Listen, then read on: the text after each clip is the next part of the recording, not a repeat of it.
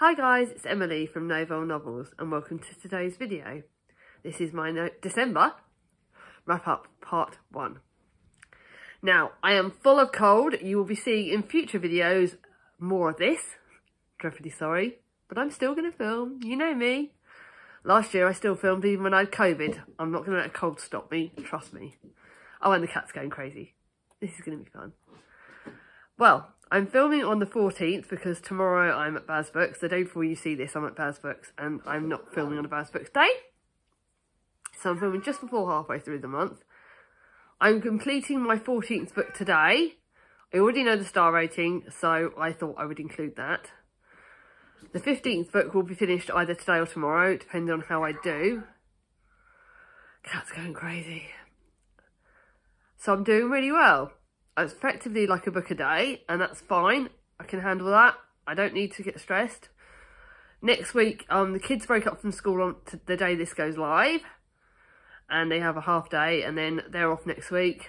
Kind of have plans that most of the time before Christmas, I'm going to keep it quite chilled because Thomas doesn't like it if it's manic. Christmas Day will be manic. I don't think I'll get much reading done Christmas Day. Although I will try and fit some in for self-care reasons. But the next 2 weeks will be a lot more chilled. Obviously leading up to Christmas, this first 2 weeks of the month have been manic. A lot better than November though. In the fact that I've got 1, 2, 3, 4, 5, 6, 7 5-star books already this month. And 1 book that I degraded. Excuse me. So, I'm having the best reading month ever. I was determined that December I would end the year on a high and only read books that I really, really wanted to read. And I've got a couple of extra Christmas books up there. I am being really, really gentle on myself. So, I am about halfway through Bleak House. And again, the fact that I'm full of cold, I am not connecting with it brilliantly. I do like one of our... Yeah, I do like Esther Summerson, but I don't know how much of this I'm taking in. I don't know if it's because it's like the last month of the year and I'm insane. But again, I'm not taking a huge amount of this in. So I hope the second half of the month, the fact I've got a bit more time, I will do better. So hopefully. I want to like the classics again. I don't know, even though I've got my Dickens project, I've got loads of classics for next year. And I'm just like, not connecting with them. It's really stressing me out a little bit. So I don't know what I've done for myself. Have I been a bit too impractical doing this Dickens project next year when my head's not in it? Or am I just going to get better when I start to feel a bit more human again? Crossing fingers. I got sent this book by Tandem for a ad PR product. It's a read-along. I am reading it to review for them. This is An Unwanted Inheritance by Imogen Clark. A lot of the people in our group didn't actually get this book, so I was lucky that I got it. And it's about 3 siblings who, when their father dies, one of the siblings' wives finds a suitcase hidden under the father's bed full of £250,000 in money. And they can all not decide what to do with that money. And it's really interesting. Really, really love it. Do not like the male characters very much in this, but I do like the female ones. And it's a really, really good book. I think it's going to be potentially a 5-star. If not, like, if I'm being a bit tough, 4.5. But it's a really, really good book. And it's one I'm really, really enjoying. So thank you, Tandem. So that's what I'm currently reading. I've got one more book that I will finish today, which I'll tell you when I get to it. So far, so good. My unrated book of the month is because it's more of an autobiography. And I am a bit funny with autobiographies. And that is A Dog Called Hope by Jason Morgan and Damian Lewis. And this has great disability rep. Straight away we hear about the fact that the special ops soldier, Jason Morgan, he wakes from a long coma and he finds that he'll never be able to walk again. And he has a dog that comes in called Hope, like, not actually called Hope, but a dog that's gives him hope. And it helps him realise that you can still live even if you can't walk. Great disability rep, very good. But not rated it because I don't really think it's my right to rate that. And then to the only flop of the month. I was supposed to be buddy reading it with Gemma, who was previously Read a Book Gem. She DNF'd it. God knows why I didn't. I only rated it 2 stars. A Gentleman in Moscow by Amor Towles. I can't actually tell you very much about this because, again, I didn't take much of it in. I wasn't really interested. We start the book in the 21st of June in 1922. Count Alexandra Rostov is the recipient of the Order of St. Andrew and member of the Jockey Club, and he's escorted out of the Kremlin. But I can't tell you much more because it just didn't interest me. Can life be luxury? Can life without luxury be the richest of all? Too blooming right. So, yeah, not really for me. God. I will not be talking too much about the books, by the way, in this video, because I'm sorry.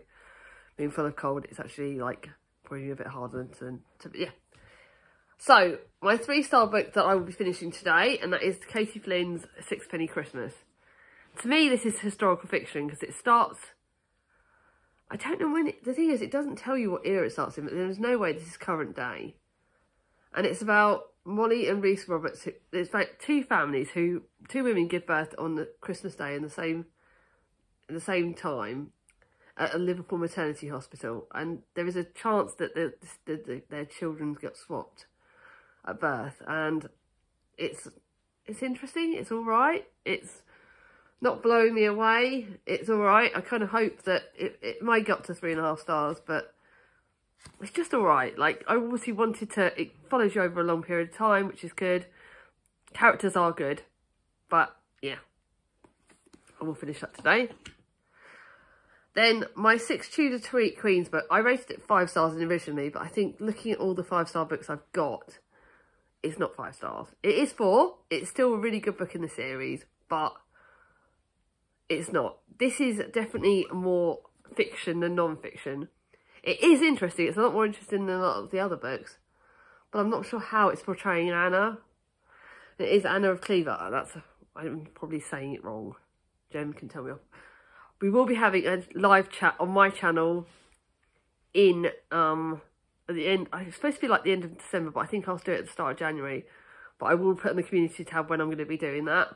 And we will talk more about this book then. But it's good. But it's not blowing me away. It is very good though, 4 stars. It's definitely one of the better books, and Alison Weir's work is good. Loving doing the read along with Gemma and all the group there. But let's just see how we do. Then to my thriller of the month, and this is more of a mystery thriller. And I definitely like Sally Hepworth's writing. She is more of a mystery, not scary thriller, so I can handle it. And this is about the mother-in-law. And right at the start of the book, we find out that she's been found dead. It is about whether she was murdered or not, what happened to her, but it does jump in times to when our leading lady, Lucy, meets her mother-in-law and their relationship, which is quite troubled. And it goes present day to past, and we find out about Lucy's relationship with her husband, her family, all the family, and it's quite interesting, kind of gripping, quite exciting, really good. Excuse me. Right. Then a book that I thought was historical fiction, but it's actually non-fiction, and that is A Christmas Angel at the Ragdoll Orphanage. All of these are 4 stars, by the way. 4 stars from after Sixpenny Christmas. They're all 4 stars. Sorry. Told you I'm not right, is it? And this is about a ragdoll orphanage, and about a girl who gets sent to the orphanage when her mother dies and her father can't afford to look after her. And she becomes one of the nursemaids, and she looks after all the children. And this is her story. Very good book. Really, really enjoyed it. 4 stars. Then the last in the Nightingale series. This is Nightingale Wedding Bells. This is the last book in the series, and I must admit, considering the book before that I didn't really like, because these 2 books were very separate from the original series, and they're about different characters. This one's more about Anna, Grace and Dulcie. But because it follows on directly from the other book, I connected more to it. And it was still good. Still 4 stars, not a series I'm going to be keeping, but it was good. Now I've got 1, 2, 3, 4, 5, 6, 7 5-star books. 2 are favourites. Can you guess which one is a favourite? Let me know down below if you actually guessed it, if any of them were favourites, because I'd love to know. Now, I'll start off with The Paper Palace, which is not at all Christmassy. I literally started the month with this, and this was booked by Miranda Coley Heller. And I believe it was up for one of the women's prize, I think. And it should have gone further because it was actually really good. This is very hard-hitting. There are a lot of triggers, so please let me know if you want to read this and let me know if you want to know the triggers. But we start off on a perfect August morning. Elle Bishop heads out for a swim in the pond below the Paper Palace, her family's holiday home in Cape Cod. As she dives beneath the water, she relives the passionate encounter she had the night before, against the side of the house that knows all her darkest secrets. So begins the story that unfolds over 24 hours and 50 years, as Elle's shocking betrayal leads to a decision that will change her life forever. This is very, very good. It is literally very hard-hitting, very good. One I will never forget, and the one that jumped out at me. Very, very hard-hitting, though. I had to read a very soft book afterwards, because it was very hard-hitting, but it is very good. Next one was to my first Heidi Swain book of the month. And at the moment, I think this is the second book in a series. I don't know if it will be, if it's just a duology or whether she'll carry on this series. The original one was like, oh, I can't even bloody think. My brain is not in gear, guys. And the Secret Seaside Escape was the first book in this series, and this is the second. But it doesn't kind of connect that much apart from its location. This is set in a Christmas tree farm, and Winter Trees is the home of Christmas, but for Liza Winter, it's a milestone around her neck. The Christmas farm was her father's pride and joy, but he died, and now he's gone. She can't have anything to do with it until her father's business partner decides to retire, so she must go back to handle the transition to his son Ned. Oh, this is good. And there are some saucy scenes in this, and there are some really sort of naughty ones, and there's romance and friendship and coziness, and it is a great Christmas book, and it's one I'm so glad I read. I've thoroughly enjoyed it. Heidi Swain does never disappoint. Actually, I'm realising that I've got to have another pile for my mummy books. My books that my mum's going to want to read. And then my Page Tune book for the Page Tune buddy read is If You Could Go Anywhere by Page Tune. And this one is set mainly in Italy, I think, because basically Angie, at the start of this book, her grandmother, who she's been a carer for when her grandmother had Alzheimer's, she finds out that the father she never knew about, she now finds out where he lives, and she goes to find him in Italy, and it's brilliant. Family, Page Tune's cosy writing, you can never go wrong, absolutely loved it. Just 5 stars all the way. Then to a second book, which I believe is duology, but I've now been told she's writing a third book in this series. And that's Christmas at the Tea Shop Girls. I did read the original Tea Shop Girls book a long time ago, so I'd probably recommend that people read it close together. But I'm so glad she's writing a third book for this series because I loved it. It's again set in the wartime. No, set at the end of the war. No, this is late 1940s, so it is wartime. The cat's in the book. And the war feels closer for home than ever for Rose Neville and her staff at the Lion's Tea Shop. And this is really good. Another wartime book, another book that doesn't disappoint. And the cat's driving me crazy. And it's Christmas, and it's wartime, and it's brilliant, and Mum's going to love it.